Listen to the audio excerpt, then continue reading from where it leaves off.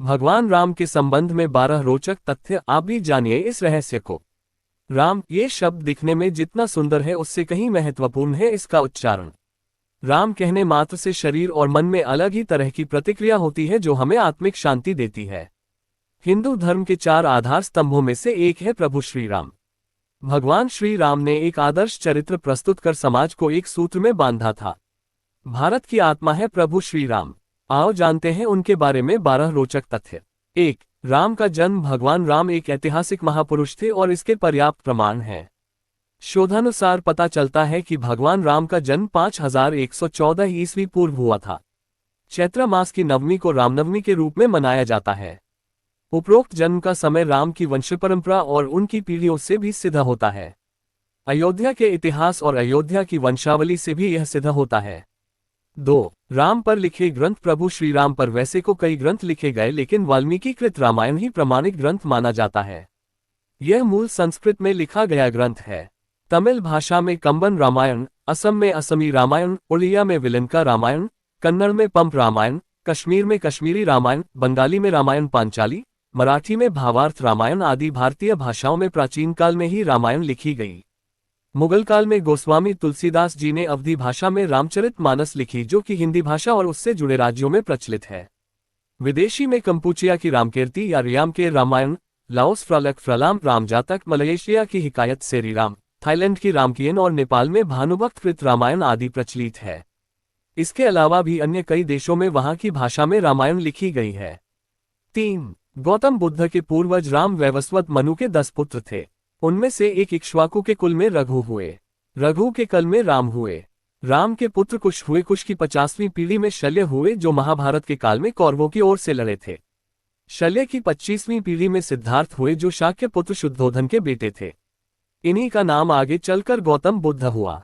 ये नेपाल के लुम्बिनी में रहते थे। सिद्धार्थ के बाद राहुल, प्रसेनजित, क्षुद्रक, कुलक, सुरत, सुमित्र हुए। जयपुर राजघरा की महारानी पद्मिनी और उनके परिवार के लोग की राम के पुत्र कुश के वंशज है। महारानी पद्मिनी ने एक अंग्रेजी चैनल को दिए में कहा था कि उनके पति भवानी सिंह कुश के 309वें वंशज थे। 4. वनवासी और आदिवासियों के पूजनीय प्रभु श्रीराम। भगवान राम को 14 वर्ष को वनवास हुए था। उनमें से 12 वर्ष उन्होंने जंगल में रहकर ही काटे। 12वें वर्ष की समाप्त के दौरान सीता का हरण हो गया, तो बाद के 2 वर्ष उन्होंने सीता को ढूंढने, वानर सेना का गठन करने और रावण से युद्ध करने में गुजारे। 14 वर्ष के दौरान उन्होंने बहुत ही महत्वपूर्ण कार्य किए, जिसके चलते आज भी हमारे देश और देश के बाहर राम संस्कृति और धर्म को देखा जा सकता है। प्रभु श्रीराम ने वन में बहुत ही सादगी भरा तपस्वी का जीवन जिया। वे जहां भी जाते थे तो 3 लोगों के रहने के लिए एक झोपड़ी बनाते थे। वहीं भूमि पर सोते, रोज कंद मूल लाकर खाते और प्रतिदिन साधना करते थे। उनके तन पर खुद के ही बनाए हुए वस्त्र होते थे। धनुष और बाण से वे जंगलों में राक्षसों और हिंसक पशुओं से सभी की रक्षा करते थे। इस दौरान उन्होंने देश के सभी संतों के आश्रमों को बर्बर लोगों के आतंक से बचाया। अत्रि को राक्षसों से मुक्ति दिलाने के बाद प्रभु श्रीराम दंडकारण्य क्षेत्र में चले गए, जहां आदिवासियों की बहुलता थी। यहाँ के आदिवासियों को बानासुर के अत्याचार से मुक्त कराने के बाद प्रभु श्रीराम 10 वर्षों तक आदिवासियों के बीच ही रहे। उन्होंने वनवासी और आदिवासियों के अलावा निषाद, वानर, मतंग और रीछ समाज के लोगों को भी धर्म, कर्म और वेदों की शिक्षा दी। वन में रहकर उन्होंने वनवासी और आदिवासियों को धनुष एवं बाण बनाना सिखाया, तन पर कपड़े पहनना सिखाया, गुफाओं का उपयोग रहने के लिए कैसे करें ये बताया और धर्म के मार्ग पर चलकर अपने रीति रिवाज कैसे संपन्न करें ये भी बताया। उन्होंने आदिवासियों के बीच परिवार की धारणा का भी विकास किया और एक दूसरे का सम्मान करना भी सिखाया। उन्हीं के कारण हमारे देश में आदिवासियों के कबीले नहीं, समुदाय होते हैं। उन्हीं के कारण ही देश भर के आदिवासियों के रीति रिवाजों में समानता पाई जाती है।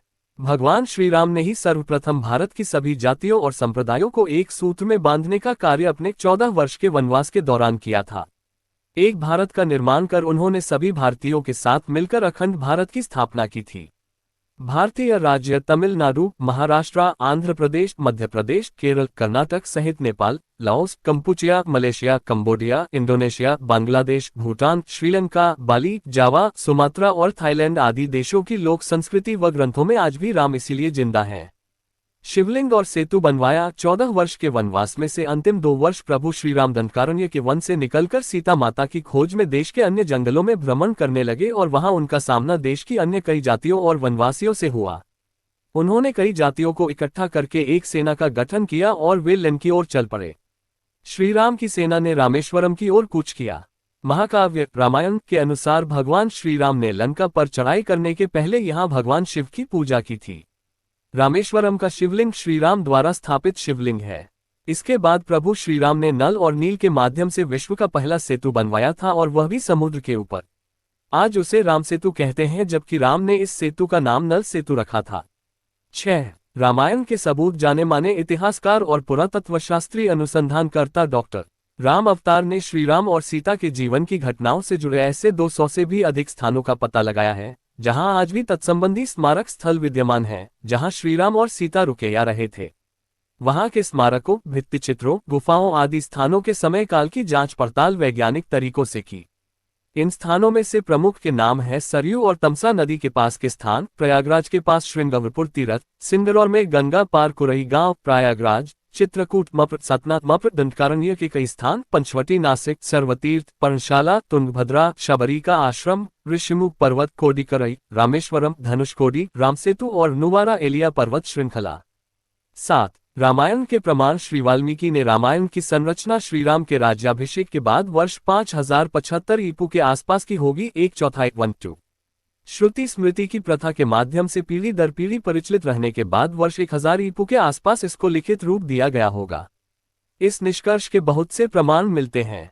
रामायण की कहानी के संदर्भ निम्नलिखित रूप में उपलब्ध है। कौटिल्य का अर्थशास्त्र 4वीं शताब्दी ईपू, बौद्ध साहित्य में दशरथ जातक 3वीं शताब्दी ईपू, कौशाम्बी में खुदाई में मिली टेराकोटा पक्की मिट्टी की मूर्तियां 2वीं शताब्दी ईपू, नागार्जुनकोंडा आंध्र प्रदेश में खुदाई में मिले स्टोन पैनल 3वीं शताब्दी, नचार खेड़ा हरियाणा में मिले टेराकोटा पैनल 4वीं शताब्दी, श्रीलंका के प्रसिद्ध कवि कुमार दास की काव्य रचना जानकी हरण 7वीं शताब्दी आदि।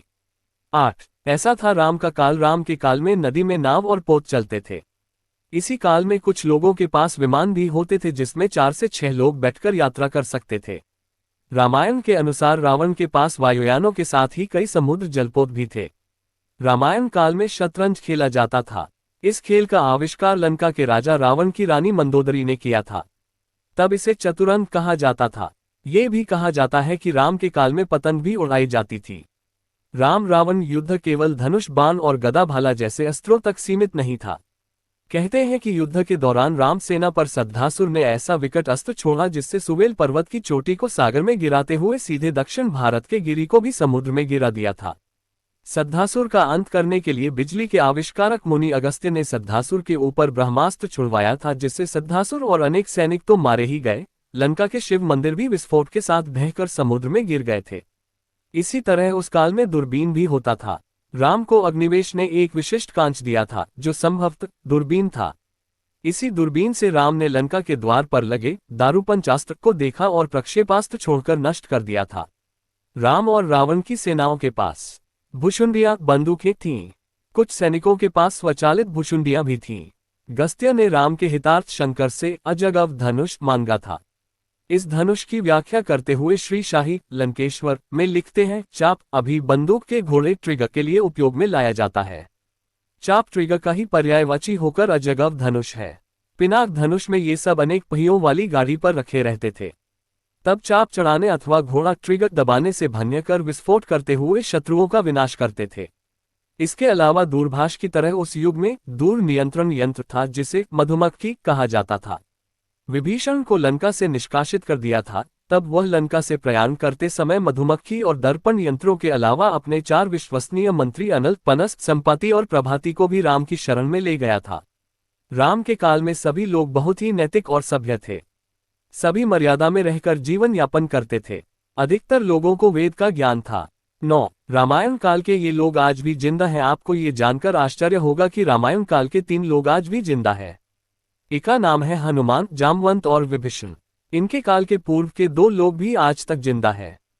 उनके नाम है विरोचन पुत्र महाबली और जमदग्नि के पुत्र परशुराम। 10. श्रीराम की बहन। श्रीराम की 2 बहनें भी थी, एक शांता और दूसरी कुकबी। हम यहाँ आपको शांता के बारे में बताएंगे। दक्षिण भारत की रामायण के अनुसार श्रीराम की बहन का नाम शांता था, जो चारों भाइयों से बड़ी थी। शांता राजा दशरथ और कौशल्या की पुत्री थी, लेकिन पैदा होने के कुछ वर्षों बाद कुछ कारणों से राजा दशरथ ने शांता को अन्य देश के राजा रोमपद को दे दिया था। भगवान श्रीराम की बड़ी बहन का पालन पोषण राजा रोमपद और उनकी पत्नी वशिनी ने किया, जो महारानी कौशल्या की बहन अर्थात श्रीराम की मौसी थी। 11 नहीं किया था। राम ने सीता का परित्याग। पहले रामायण 6 कांडों की होती थी, उसमें उत्तरकांड नहीं होता था। फिर बौद्धकाल में उसमें राम और सीता के बारे में सच झूठ लिखकर उत्तरकांड जोड़ दिया गया। उस काल से ही इस कांड पर विद्वानों ने घोर विरोध जताया था, लेकिन इस उत्तरकांड के चलते ही साहित्यकारों, कवियों और उपन्यासकारों को लिखने के लिए एक नया मसाला मिल गया और इस तरह राम धीरे धीरे बदनाम होते गए। विपिन किशोर सिन्हा ने एक छोटी शोध पुस्तिका लिखी है जिसका नाम है राम ने सीता परित्याग कभी किया ही नहीं।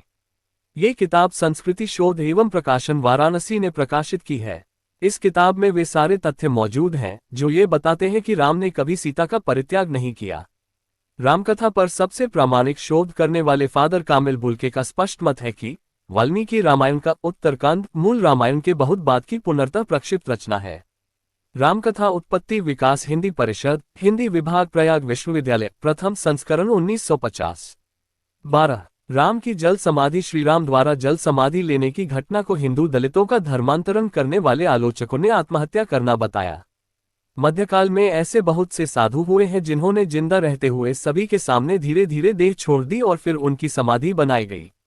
राजस्थान के महान संत बाबा रामदेव रामापीर ने जिंदा समाधि ले ली थी, तो क्या हम ये कहें कि उन्होंने आत्महत्या कर ली?